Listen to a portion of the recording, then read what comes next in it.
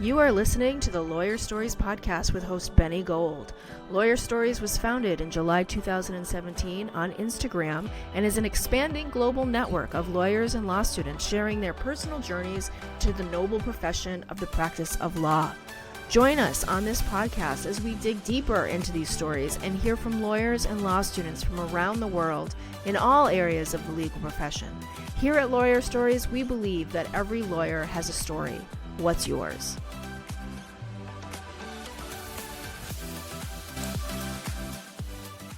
Welcome to the Lawyer Stories podcast with Benny Gold. Today we have a very special guest. We welcome in the founder and attorney at Morgan & Morgan, America's largest injury law firm, author of the new book, Life is Luck, Lessons from a Paperboy and How to Improve Your Luck, and the force behind the upcoming Grow or Die event taking place June 9th and 10th at the Wynn Encore in Las Vegas. One of the most influential figures in the legal industry today. John Morgan, welcome to Lawyer Stories. Good to be here. Thank you. Yeah, thank you so much. So you have a new book. Congrats on the release. Came out last month. It looks great. And you know, I've done some review of it. And one thing that strikes me at first, which I think is really, really cool and important, is it feels like it's very relatable and humbling the way you named it. Life is luck.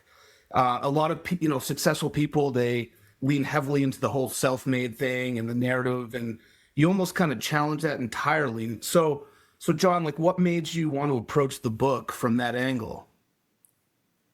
What made me write the book, I wrote two other books that were more geared toward lawyers.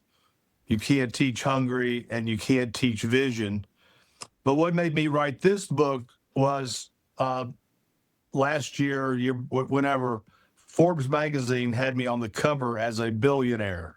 Okay. And you sit there and you look at that, and it doesn't even seem like it's you. You're like, that's me. Yeah. That's me. And then recently Forbes had me as one of the 250 most self-made people in America. Oprah was 1, Bill Clinton was 8, and I was 92. So, wow. Okay. But with that said, you look at it, you go, that's me. And then you start to say, how did that happen? And then you start to sit back and start to take a look retroactively about what happened. When I did that, what I found was this.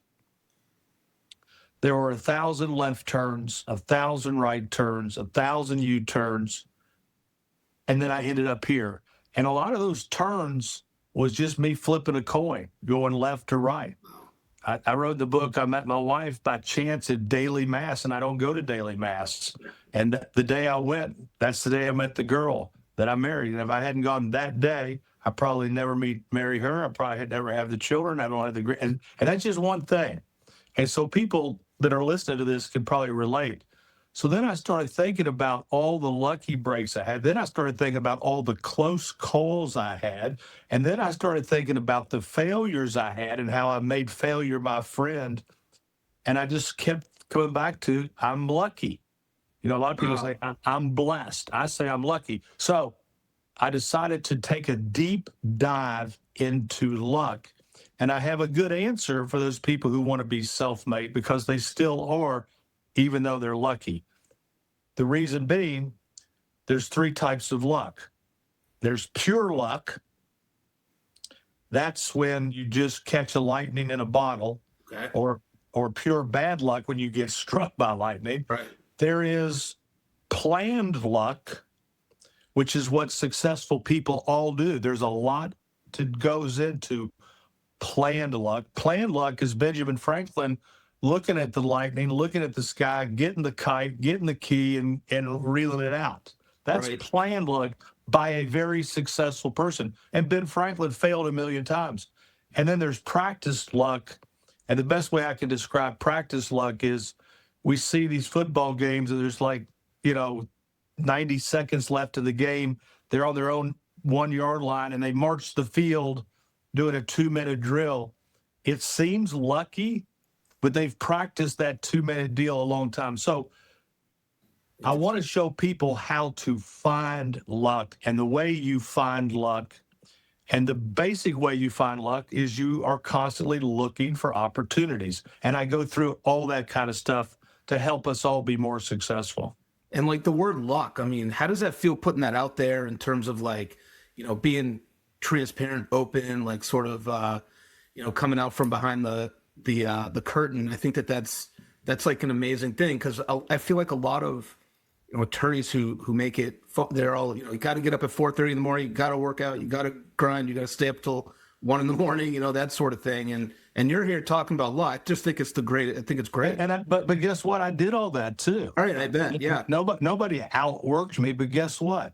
Today in the jungle, a sloth is going to be born. He can barely wake up ever. And a lion is going to be born. He's going to be king, and he can work forever and ever. The sloth was unlucky and the lion was lucky. And guess what? The sloth's not built to work. Some people just aren't built to work. Luckily for me, I was built to work. And that's why I called it the paper boy. I believe that paper boys, if you can see behind me, is something my sister painted for me years ago, me on my bicycle. Paper boys is the first sign that you have that entrepreneurial seed or doing something as a kid. There are certain kids that are always working. I was one of them. I was born to work. And by the way, there's no job harder than a paper route. It's every single day. Oh, I know. And then you've got to go to school, and it's rain, sleet, snow. Then you got to collect the money, and it's hard work. And so I don't take anything away from my hard work. Yeah. I'm just saying I was built to work. I love that. That's so interesting, that there's like hard workers and then there's people who might not be built to work. And I think that's really very interesting. So do you feel comfortable? Do you think people are uncomfortable, rather, acknowledging the role that luck plays in success because it challenges these other attorneys and people's ideas that they're not fully in control? Yeah, I know it does. But, as Mark Cuban said, I wrote the book, Mark Cuban said, if he'd been born 3 years later, this doesn't happen. And if he hadn't sold when he sold, it doesn't happen. There's so much that goes into timing. And I think that it's arrogant not to admit what luck is. There's certain people who say, hey, if you strip me naked and put me in Manhattan, I'll be a billionaire in 2 months or 2 years, whatever they say. Right. But I've gone back and looked at my path to here, and I've seen the close calls, and I've seen the near misses, and I've seen everything that happens, and I know what happened. And at the end of my book, I basically confess that here I am at this ripe old age with all this happening, and I have what is known as catastrophic thinking. I think it's all going to end tomorrow. I think it's all going to blow up. And I have another thing called imposter syndrome, Really? which is one day everybody's going to find out I didn't know what I was doing. And, Wow. and maybe the reason I feel that way is I've had so many important people that helped me do what I did. I know that if you take about 10 people out of my life, whether it's in the law or in my attraction businesses or in my I build apartments and shopping centers. If you take about 10 people out of my life, I'm lost. Wow. And if they hadn't been in my life, especially in the law, we have a great trial lawyer by the name of Keith Mitnick. And I told Keith once, if I hadn't had you, if there was no Keith Mitnick, there'd be no John Morgan. Wow. Because Keith Mitnick is the one who came in and made us the trial firm that we are. Not me. Right. But I also, in my one book, You Can't Teach Hungry, I wrote about how I recruited Keith for 3 years until he finally said yes. Steak dinners, right? Once a year. Exactly. But that's how you find luck. You have to be resilient. You have to be persistent. Successful people's or no means yes. You got to think about that. And so getting Keith was not easy. And getting Keith was not necessarily lucky, but it was lucky in the end. But it came because I was persistent, because I was resilient, because I had an end game. And no means yes. And I write in my new book, you know, there's a book called Never Eat Alone. Yep. If you eat a peanut butter and jelly sandwich at your desk every day, somebody's going to steal all your business. Everybody that you think are referring cases to you are having lunch with your competitors today. If you're eating peanut butter and jelly at your office, you got to get out behind the desk. You got to get out and mingle. I like that. I like it. So you write a lot about recognizing opportunity when it appears. So looking back now, John, like what's one lucky break you recognize immediately? And is there one that you almost missed? The luckiest break for me, when I really think about it, is Bates versus Arizona.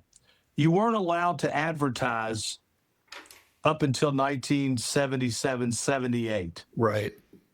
And when lawyers were able to advertise, it was so taboo that the only people that would go near it were really, almost outcast.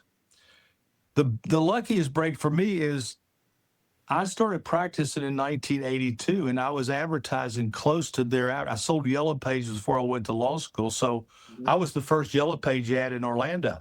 But I started advertising at a time when lawyers wouldn't. You follow me? Yeah. Everybody's like, oh my God, they're not advertising, they're destroying the profession.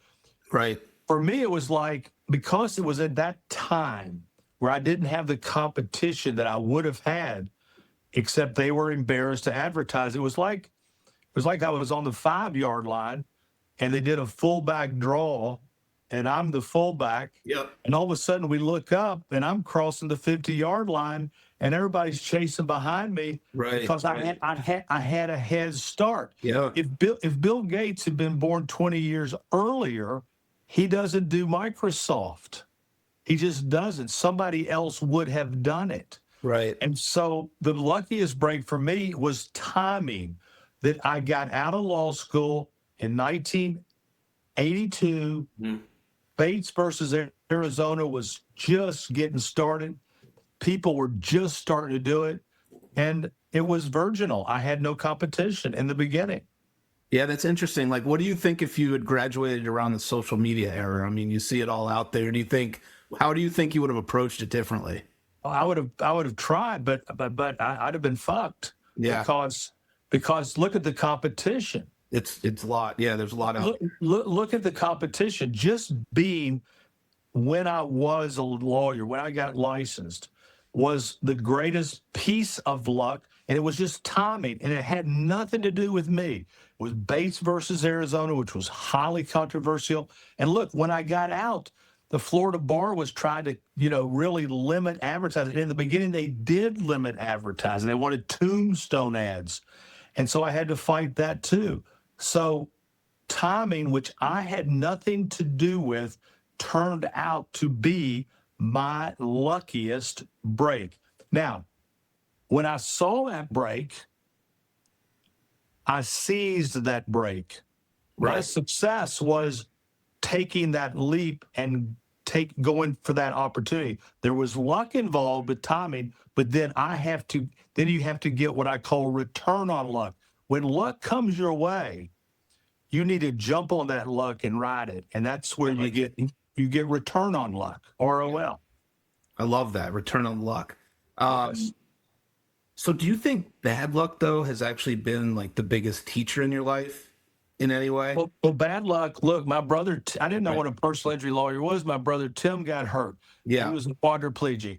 That was the worst luck in our family's life. Right. Of course, that was the worst thing that has ever happened to us, ever. That bad luck was the catalyst for me getting into this business because I was so pissed off at the way Tim was treated. I became enraged, and we were poor, helpless, powerless, hopeless, and we felt like we were being bullied. And here's my 18-year-old brother, quadriplegic. Tim's bad luck turned out to be my profession. my good luck.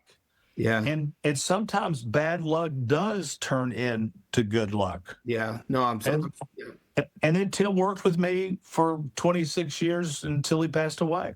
Right. And, obviously I'm so sorry about that. He ran the call center, and I think Yes. this is kind of quintessential, like, lawyer stories. You know what I mean? Like, this is I love sort of understanding the meaning behind the why. And so were you trending in any other direction professionally before the accident happened to Tim? Like, I was trending in this way. There was no way I was going to be a doctor or a scientist or a CPA or engineer, anything with math or science, because I was just dumb as shit with math and science.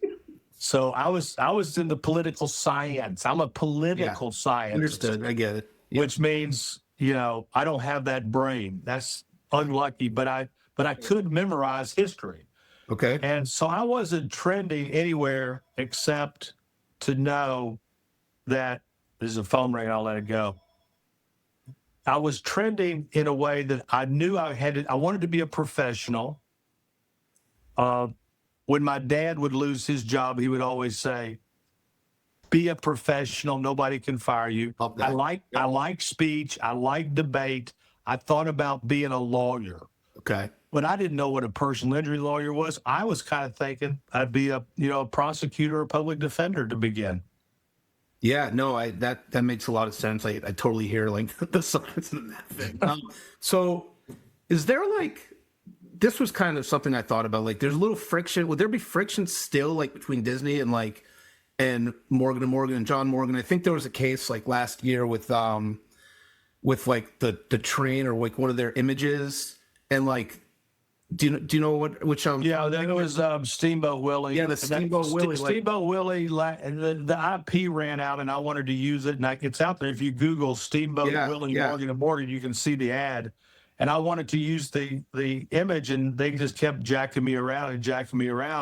In the back of my head, I'm like, I remember how you jacked Tim around. Right. You ain't gonna jack me around. Right. And then I filed an injunction, and then they capitulated, and I'm running that ad now. So when you go to law school and you're taking, like, torts, right? Like, or advanced torts or torts 2, whatever, are you like, okay, so, like, this is it. Like, this is what I need to focus on. This is how I'm going to get to those big companies. This is how I'm going to be for the people. This is how I'm going to serve my community. Is that sort of? Yes. Once Tim got hurt as senior in high school, I was a sophomore in college, so I had time to think about it. Yep. And then I sold Yellow Pages to get money to go back to law school. Okay. So when I got there, I knew what I wanted to do. So I was hyper focused on torts, civil procedure, estates and trust. I was just whatever I got to do to get out of this damn thing. I could care less about estates and trust. I wasn't tax, didn't care. Criminal. I was doing it just to get the grades and get out. But I was focused. I knew what I was going to do. And when I got out, I had a lot of job offers at other big firms, unsolicited, because I was president of this organization called Florida Blue Key, and I met a lot of significant people who tried to hire me, but I only applied at personal injury law firms. I never applied anywhere else. Right. Because I knew what I was going to do. Totally. So you've talked about seeing Tim and the people who walk through your doors today.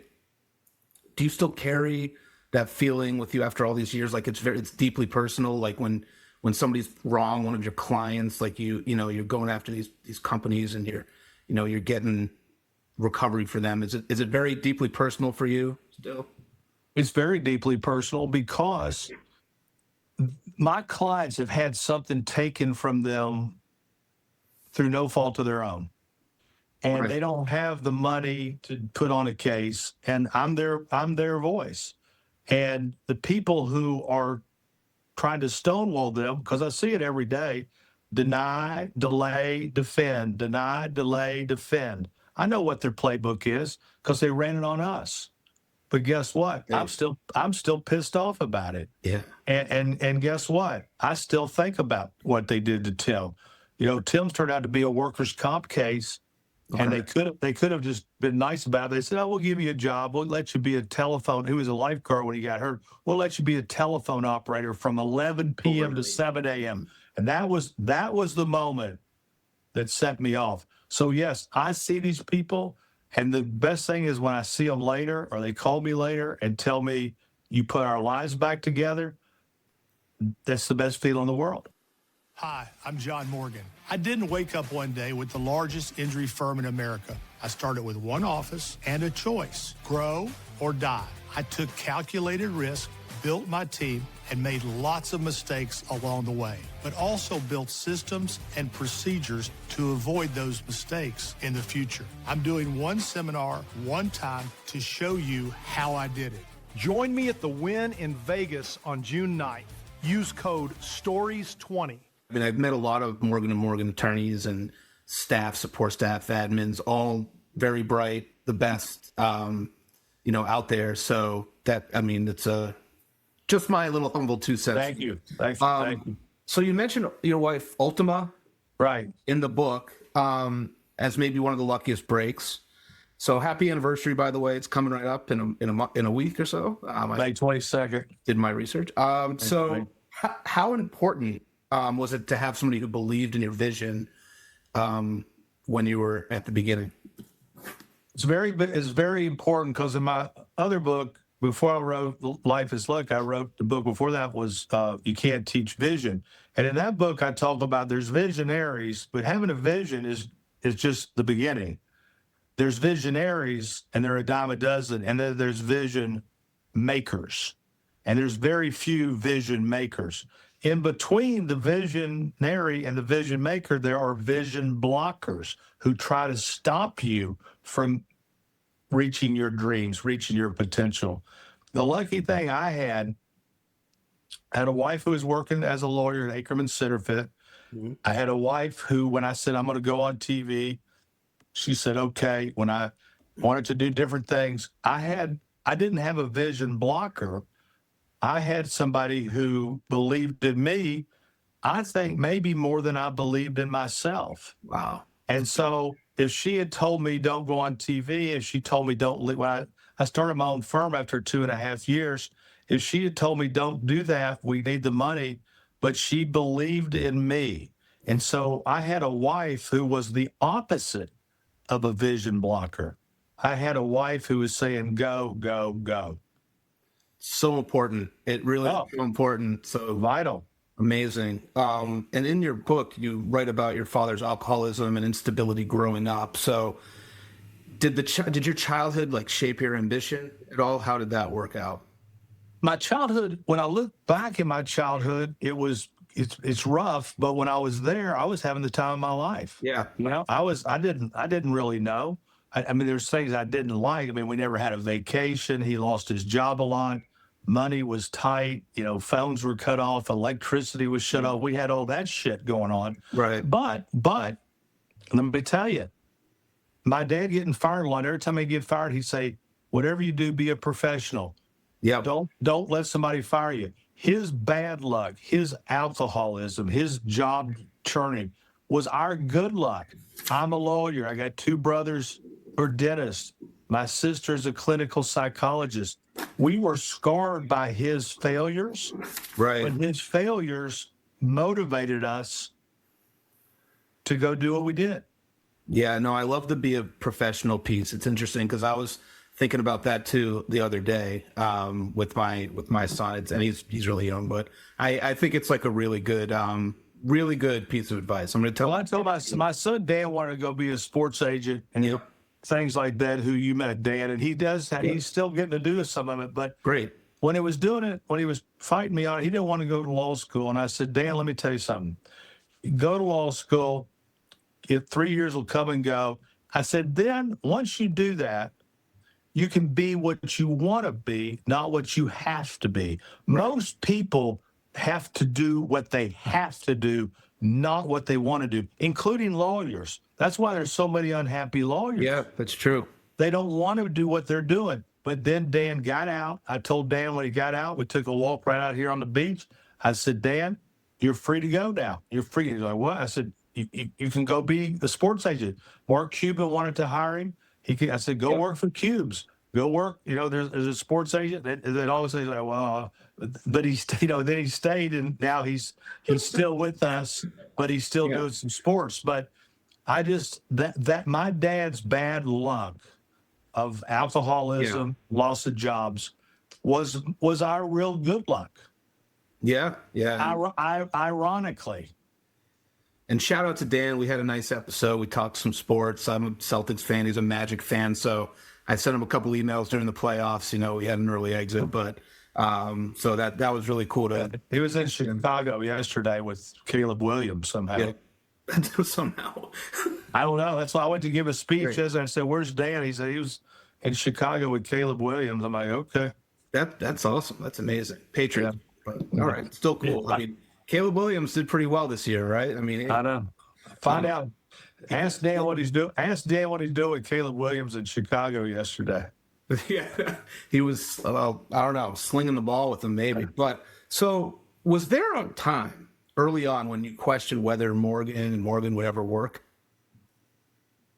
Well, I didn't know. I never questioned whether it would work. I just didn't know how well it would work. How well? I mean, I always knew nobody was going to out hustle me. I lived in union halls. I plumbers and pipe fitters, bricklayers, AFL-CIO, hotel, motel. I mean, I was in union halls all the time. Then I'd go out drinking with them, and we'd throw darts and that shuffleboard thing. And, I was a hustler. Yeah. And so I didn't know if it would make it, but I'd look around and see these other big lawyers. And, I was motivated to be great. I was motivated to be more. And when they would be doing it, I'm like, well, what do I got to do to step up my game? And I kept continually trying to step up my game. One of the ways I had to step up my game is I had, when I had the firm, it was called Morgan, Collin and Gilbert. And I realized at a certain point that I had two guys that I liked very much as people, but they were dead weight around my ankles. Interesting. And I bought them out. And if I hadn't bought them out, I would not be me, because they've done okay, but when I bought them out, I had 4 offices: Orlando, Jacksonville, Naples, and Fort Myers and Jacksonville. They wanted to close Jacksonville and Fort Myers, Naples. Those 2 cities gush money to this day, but those 2 guys wanted to close it down. And that's when I said to them, it's better that you go your way and I go my way, and best of luck to you. That's a serious business decision. That can't be easy to do that, when you build these. It's the most, listen, everybody that's watching this, your partner or your spouse can be the greatest vision blocker in your life. Because if you got a cancer in your organization, that cancer will kill you. It'll stop you from growing. And guess what? You know who they are. You know what they're doing. The question is, can you pull the plug? Right. I have a motto that goes like this: when I know what has to be done someday, I do today. And interesting. Partnerships are very hard, because usually there's one partner is usually doing more than the other, and sometimes by a large margin. And I wrote about that about music, Simon and Garfunkel. Simon wrote all the music. Simon played the guitar. I mean, Garfunkel had a beautiful voice, but when Garfunkel decided that he was, something he wasn't, he went on his way. He never did dick after that. Paul Simon kept writing music. So just like bands have, the Beatles broke up because John Lennon thought Paul McCartney wasn't doing enough. And it turned out they were both doing great things together. So it was hard to do, and it's one of the reasons people don't grow. And the longer you wait, sometimes you wait so long that it's impossible to do, impossible to unwind, because the partnership is too complicated. Do it early. It's like life insurance. When you buy life insurance early, you buy it cheap. If you wait to buy life insurance when you've had a history of problems, that's a bad day too. Yeah, no, that's great advice. And you've built a firm, obviously, with over 1,000 attorneys, nationwide reach.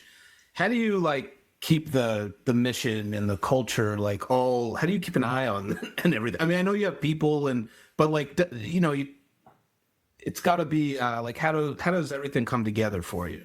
And how do you keep the mission and the culture? Well, the first way I had a tremendous guy that came to work with us and was very instrumental in all of the success. And actually, I fought him on this. He wanted me to build my own software, Okay. and I didn't want to do it. And I had told him I want he said, "What do you want?" I said, "I want us to be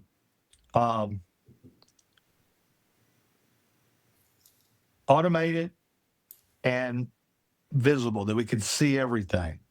And he kept saying, we gotta have our own software. And I did not want to do it because it was too big of a lift. And finally he said, I can't give you what you want unless we do this. And so I yielded to a guy much smarter than me, way more smarter than me. If I don't have him, this doesn't happen. And he insisted, and we built it, and we called it Litify. And it changed our practice because now we can see everything. Wow. We got people overseeing. Yep. And now we can control everything that's happening. We got managers over all of it.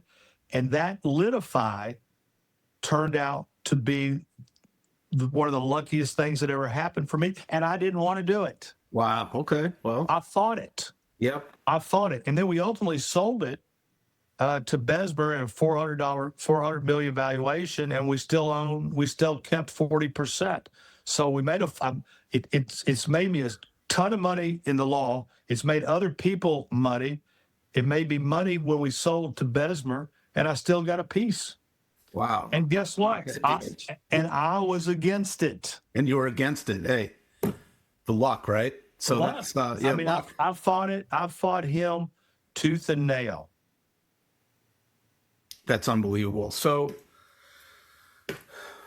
after reading your book, right, like what do you hope people misunderstand less about John Morgan? Understand less. Like, what do you like misunderstand? Like if there's a perception or like, what do you want people to? Well, what I want people to know is it's hard for me to believe what's happened. I'm not a person that pats myself on the back because I believe if I did this a million times again, it never happens. I really believe it. And only I know the near misses. Only I know. Would I think I'd be successful? Very. Yeah. Because I'm going to be successful. I mean, I'm built that way. Would this have happened? Look, there's not even 3,000 billionaires in the world. Yeah. And I'm one of them. And so, there's almost 9 billion people. So to be arrogant to think that would happen to me again is like saying, I think I'd win the Powerball again because I just am good picking numbers. No, and I know what happened. I know the near misses. I know the almost disastrous things that happened that didn't happen. And the people that came into my life and the people that came into my practice. So what I want people to understand is when I say I'm lucky because I planned my luck and I practiced luck and I looked for opportunity. I never ate alone. I was always out there networking. I'm always out there giving a speech. I tell people all the time, you will never catch John Morgan without business cards in his pocket. I gave a speech yesterday, and all the people backstage, the people who worked, the janitors and the cooks, they were all coming up to get pictures with me. And guess what? Every single one left with my business card. Listen. Every single one. Don't ask, don't get. And that's not lucky what I'm doing. One time I had a case, I think I wrote about it in the book. I always tip big because I'd rather tip than give people money to church because these people are out working. And I tipped this woman, and I got a call from one of my investigators in Jacksonville. So we just signed up a big case. Child was hit in a crosswalk by a bus. I just want to know how we got it. You tell you how you got it. I said, how? He said a couple of years ago, she was a waitress at Bob Evans, and it was Christmas Eve, and you were there with one of your kids, and you left her $100 tip. That's great. I settled the case for $10 million and made a $4 million fee. $100. Yeah. And I write about that in a chapter called Give and Take. There's a book everybody should read called Give and Take. The punchline is this: people who give expecting nothing in return are the ones who get the most in return. Right. People who are taking, you scratch my back, the transactional person, they don't have the same luck. So my path to luck is it's better to give than to receive. And when you give, you receive more than you ever would have received in your life. Another path to good luck. Love it. So I know we're time limited, but I want to ask you, so you've already built the biggest personal injury firm in America. So John, why now is the time to pull back the curtain and create something like Grow or Die and go to Vegas and share everything? Well, because I believe this. I believe in what we do. And we're against a lot of powerful people, insurance companies with unlimited money, manufacturers, cigarette companies, food companies, and there's just a few of us. I believe in what we do, and I believe that rising tides lift all boats. And I believe the better you do, the better I do, and the better your clients do, the better my clients do. And because there's so few of us, we need to share with each other. So the reason I'm going to do the Grow or Die seminar in Vegas, and I'll tell you, it will be my last one that I do because, but it's going to kind of be my farewell speech where I tell people, look, these are my last pieces of advice. I'm not going anywhere, but I'm exhausted. I live in Hawaii, 4 months out of the year, but I've got four children. They're all in the business. 3 are lawyers. One has a structured settlement company. They're all in the business. And so I just wanted to give one more seminar to give back and to say, look, this is what I think I would do if I were you. And what I hope to do in Grow or Die is to share my mistakes so other lawyers don't make those same mistakes and show people the path that I think is the best path for the best luck and how I did it and share that with them in Vegas. So why such an intense name, Grow or Die?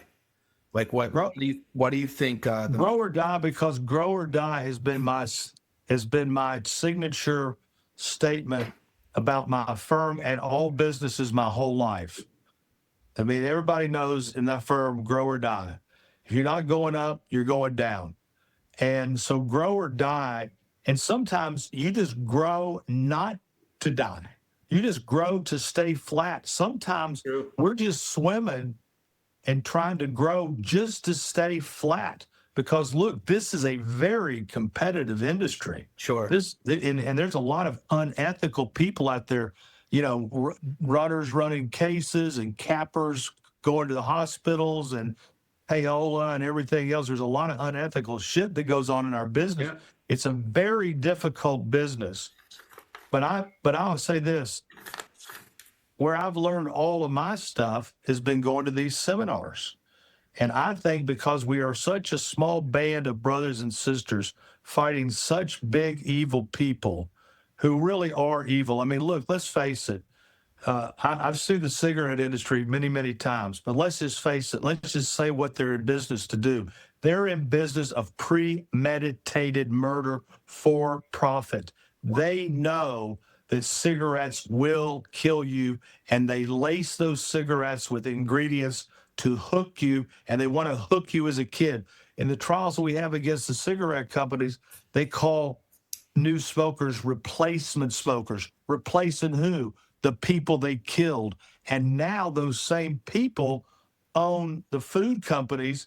And guess what's killing us now? Processed foods. Right, it's true.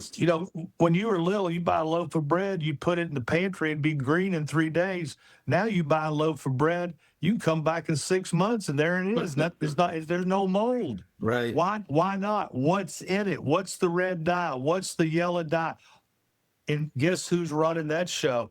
The tobacco people, the people who are in the business of premeditated murder. Wow. Okay. So yeah, no, that's stuff we read about in law school too. You know, like the McDonald's cases and the.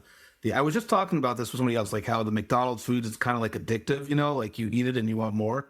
I mean, that's how The thing about McDonald's, it's unbelievable, is really not that great of food, but they got such great real estate locations right. That's true. that it's. I mean, if you want to go to Five Guys, you got to get out of the car and bring your fat ass inside, and it's over in a strip mall. Yeah. I mean, but if you want to go to McDonald's, I mean, it's just the curb cuts are there and medians are cut out, and there's stoplights, and you're like, well, I'll just go to McDonald's. That's true. Wow, that's interesting with like the stoplights and everything. But I mean, the burgers are shit. If you could just have any burger right now, yeah, McDonald's, Five Guys, Wendy's, Burger King. I mean, you're going to take every one but McDonald's. But yeah, we go to McDonald's more because they got great real estate, and that's why I say in the book, the location, location, location. Yeah. A lot of people make mistakes on location. yeah. So last question: when people look at the billboards, the success and the scale, and the billionaire label, what's one thing you hope they never lose sight about your story? Well,